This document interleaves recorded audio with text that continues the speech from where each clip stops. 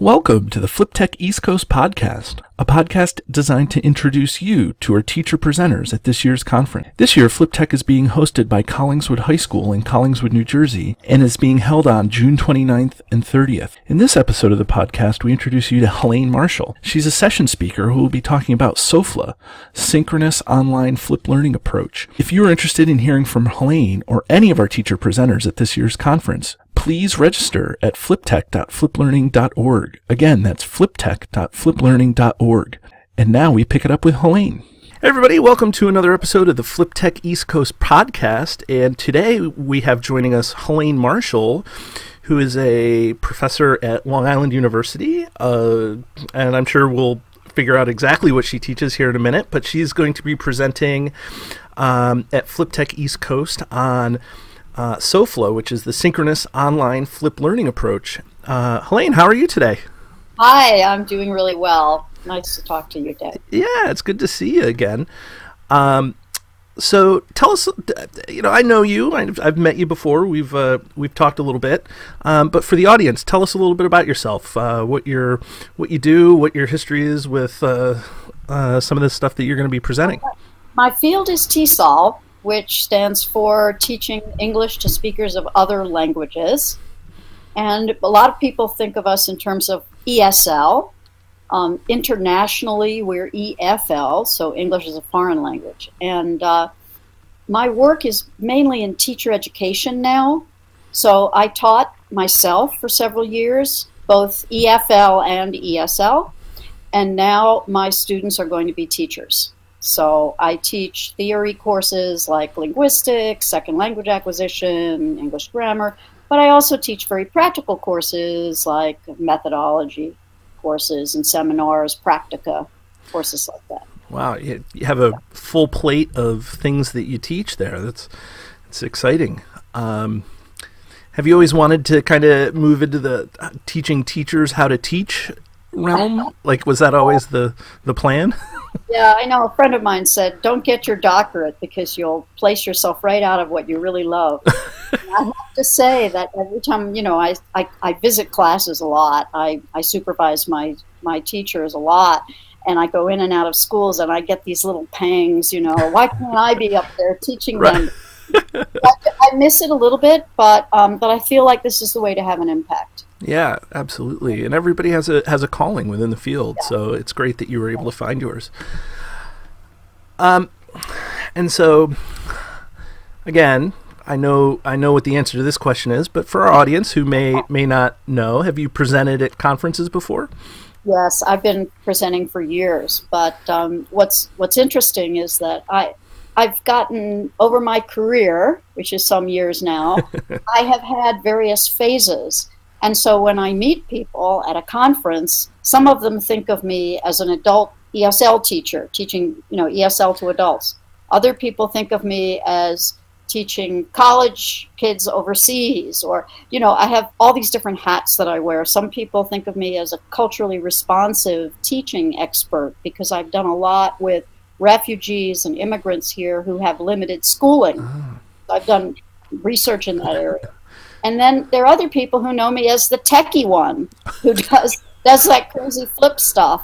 And so I feel like I'm several different people at once, and I've presented on all these. And the interesting thing is I'm at a conference right now, and at last year's conference, I had 6 presentations, which was insane. Is that some sort of world record for presenters? Yeah.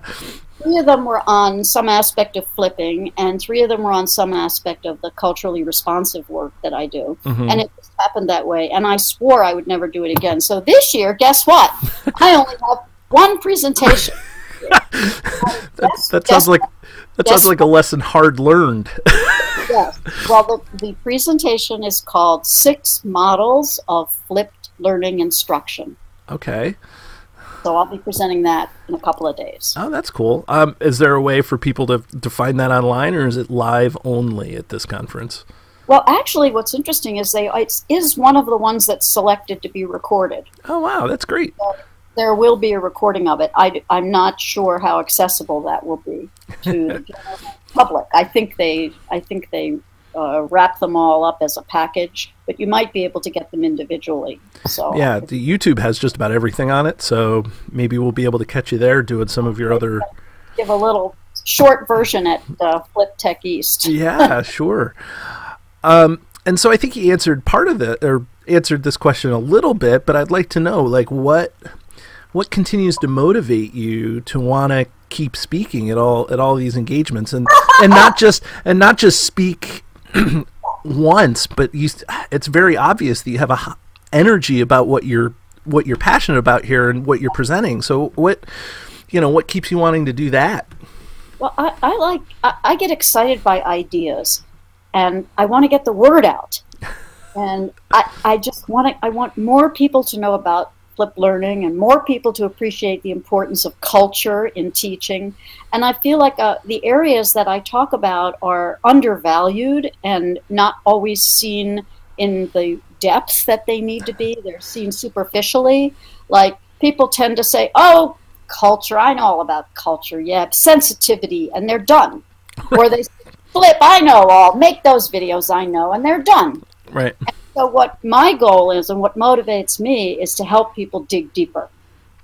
Okay. And that's a pretty lofty goal sometimes, But when you're surrounded by like-minded people, it's a little easier, to get to the core of some of these issues or some of these things. They're not all issues, but they're, definitely some topics.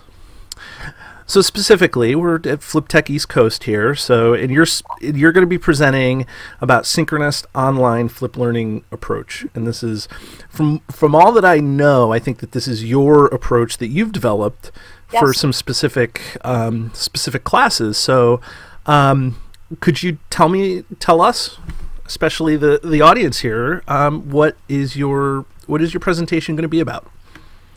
Okay. So one of the things that's important about this presentation is that people think of online learning one way, they think of flip learning another way, and what I do is I merge the two. So everything you know about flip learning and everything you know about online learning, and put them together, but add this one piece which makes it my unique approach, which is that I do my teaching synchronously. And I really think that it is important for the value of online learning to have that relationship that we know is important in flip learning. You don't want to lose it just because you went online.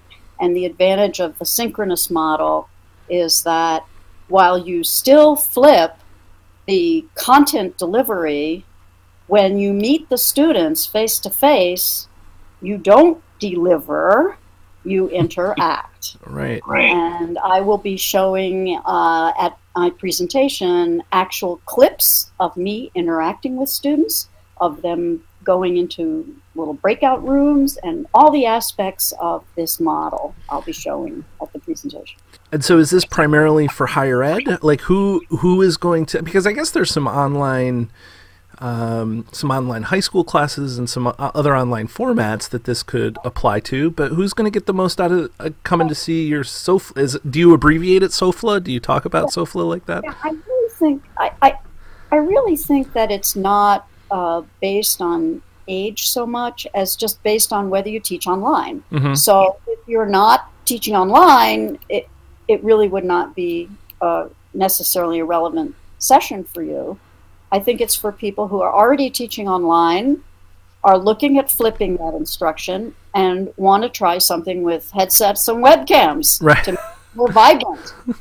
And that's really who it's for. It's also for professional developers, because I know we have a lot of people interested in PD who come to conferences and then take it back to their districts. Mm-hmm. So when you deliver PD, sometimes you want to deliver part of it online. And I think that online PD could be synchronous in many cases as well, because teachers are busy. They might want to just do it necessarily from their homes instead of from, after school or on a special PD day. This way professional development can be conducted online in a very vibrant manner.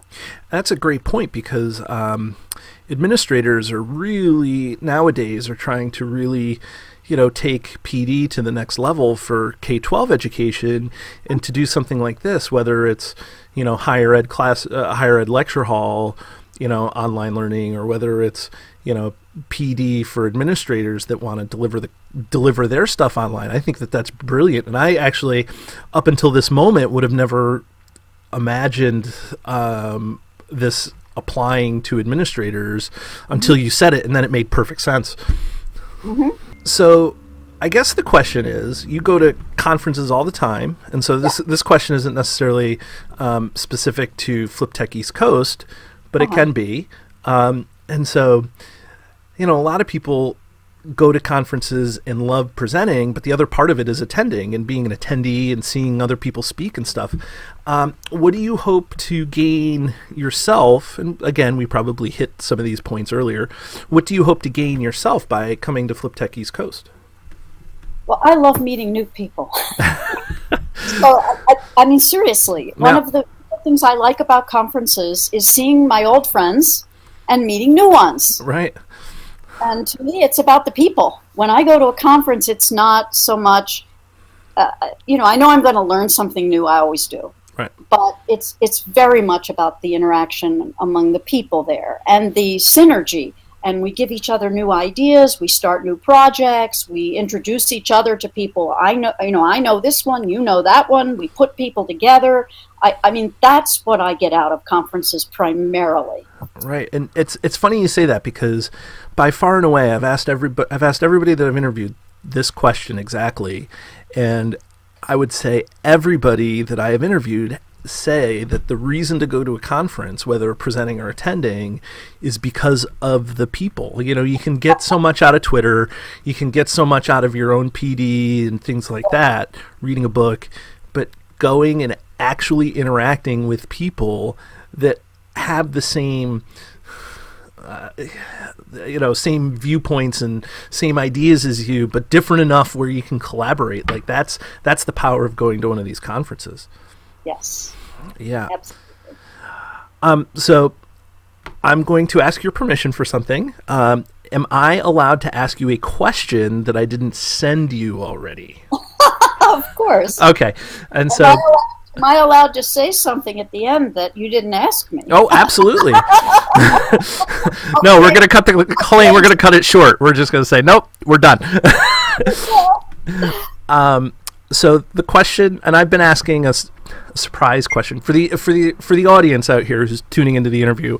I send each presenter a list of questions before the interview, and then I add this surprise question in just to see what the answer is, without people being able to prepare for it. And so, Helaine, here you go. You haven't always been a flipper, right? It hasn't always been part of your life. And so that's just the aspect that I want to focus on for a second. And so go back